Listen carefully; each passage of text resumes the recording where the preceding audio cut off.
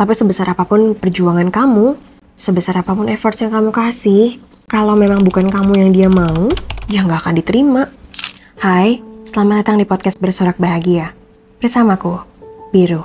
Tempatmu menemukan segala tentang warna, hidup, cinta, keluarga, dan persahabatan. Mari kita mulai petualangan kita. Halo warga, ini episode yang pastinya sudah kalian nantikan. Tentang effort, tentang perjuangan yang sering sekali dibahas di sosial media. Katanya kan kalau di effort pasti hubungan kita juga bakal lancar. Katanya kunci hubungan itu adalah di effortnya laki-laki. Katanya dan semuanya. Kayaknya ini adalah topik yang kalau Biru bilang harusnya Biru bahas paling pertama kali ya. Karena menurut Biru punya pandangan yang berbeda dari sejak dulu sampai sekarang. Dulu saat di sosial media Biru mendengar banyak orang yang berkata tentang effort.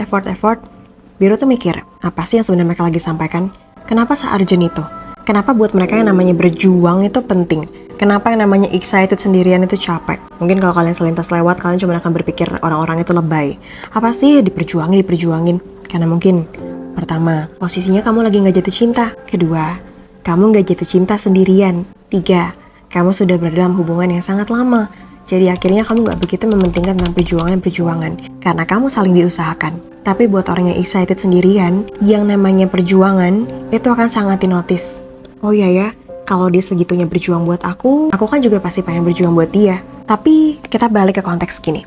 Hubungan itu adalah tentang timbal balik. Yang satu dengan yang satunya. Komunikasi gak akan pernah bisa jalan kalau yang satu gak ngasih feedback ke yang lainnya.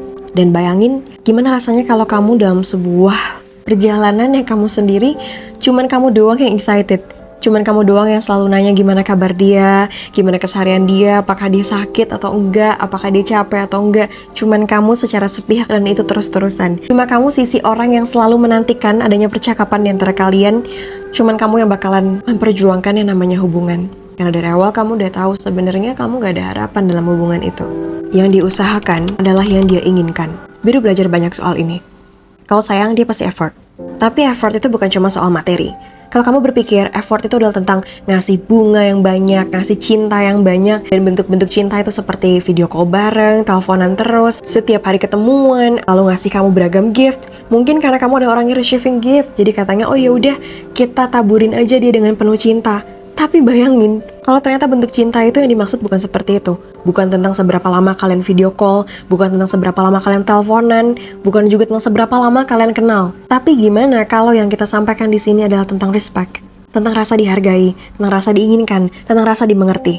Dengan bentuk cinta lain yang kamu merasa bahwa kamu itu disayangi. Bukan soal kado, bukan soal barang-barang mewah, bukan soal ke tempat-tempat apapun itu.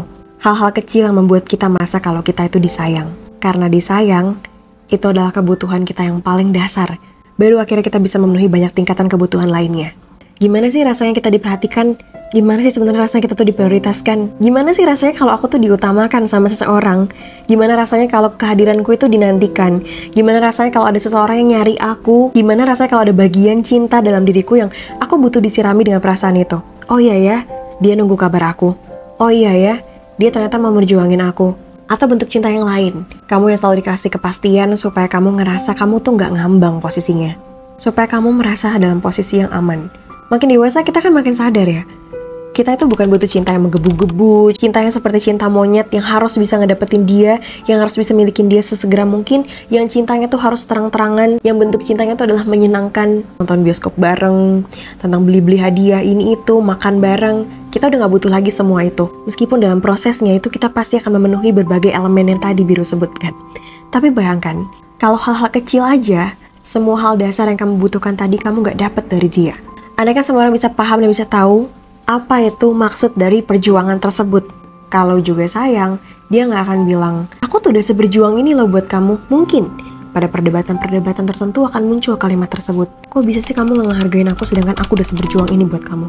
Tapi itu artinya ada ketimpangan sampai seseorang harus berkata begitu. Kalau sama-sama sayang, kalau sama-sama diperjuangin, gak akan kerasa rasa berjuangnya, gak akan kerasa rasanya sendiriannya. Kan sama-sama. Makanya sangat dibutuhkan untuk hal itu. Kita gak perlu ngegiring laki-laki. Kita gak perlu nuntun jalan dia supaya dia harus ngelakuin ini, harus ngelakuin itu.